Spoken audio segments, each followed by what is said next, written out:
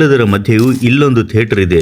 ಅದು 70ರ ದಶಕದಿಂದ ನಡೆದುಕೊಂಡು ಬರ್ತಾ ಇದೆ. ಅದೇ ಸಂಗಮ್ ಹಾಗೂ ತ್ರಿವೇಣಿ ಥಿಯೇಟರ್. ಇದು ಇಂದಿಗೂ ಕಾರ್ಯನಿರ್ವಹಿಸುತ್ತಿದೆ ಎಂಬುದು ಹೆಮ್ಮೆಯ ಮಾತು. ಒಂದು ಸಮಯದಲ್ಲಿ ಇಲ್ಲಿತ್ತು ತಿರಂದಾಜ್ ಥಿಯೇಟರ್.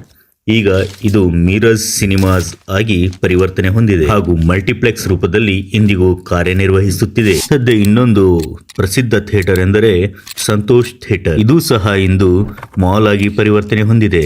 ಈ ಥಿಯೇಟರ್ನ ಇನ್ನೊಂದು ವಿಶೇಷತೆ ಏನೆಂದರೆ ಡಾಕ್ಟರ್ ವಿಷ್ಣುವರ್ಧನ್, ಅಂಬರೀಶ್, ಶಿವರಾಮ್ ಇಂತಹ ದಿಗ್ಗಜರ ಮೊದಲನೇ ಸಿನಿಮಾ ಆದಂತಹ ನಾಗರಹಾವು ಚಲನಚಿತ್ರ ಈ ಥಿಯೇಟರ್ನ ಮೊದಲ ಚಿತ್ರವಾಗಿತ್ತು. ಈ ಸ್ಥಳದಲ್ಲಿತ್ತು ಮುಕ್ತಾ ಥಿಯೇಟರ್.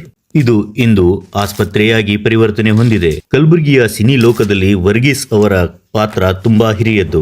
ನೆಕ್ಸ್ಟ್ ಎಪಿಸೋಡ್ ನಲ್ಲಿ ಅವುಗಳನ್ನ ನಿಮ್ಮ ಮುಂದೆ ತರುವ ಪ್ರಯತ್ನವನ್ನು ನಾವು ಮಾಡ್ತೀವಿ. ಇದು ಶೆಟ್ಟಿ ಟಾಕೀಸ್. ಇದು ತಾತ್ಕಾಲಿಕವಾಗಿ ಕಾರ್ಯ ಸ್ಥಗಿತಗೊಂಡಿದೆ. ಇನ್ನು ಕೆಲವೇ ದಿನಗಳಲ್ಲಿ ಇದು ಪುನರಾರಂಭಗೊಳ್ಳುವ ಸಾಧ್ಯತೆಗಳಿವೆ. ಇಂದು ಸುಸಜ್ಜಿತವಾಗಿ ಕಾರ್ಯನಿರ್ವಹಿಸುತ್ತಿರುವ ಥಿಯೇಟರ್ ಎಂದರೆ ಐನಾಕ್ಸ್ ಮಲ್ಟಿಪ್ಲೆಕ್ಸ್. ಇದು ನಗರದ ಹೃದಯ ಭಾಗದಲ್ಲಿ ಇಂದು ಕಾರ್ಯನಿರ್ವಹಿಸುತ್ತಿದೆ. ಕಲಬುರ್ಗಿ ಸಿನಿ ಲೋಕದ ಇನ್ನಿತರ ಇತಿಹಾಸದ ಕಥೆಗಳೊಡನೆ ಮತ್ತೆ ನಿಮ್ಮ ಮುಂದೆ ಬರ್ತೀವಿ. ಅಲ್ಲಿವರೆಗೂ ನಮಸ್ಕಾರಗಳು.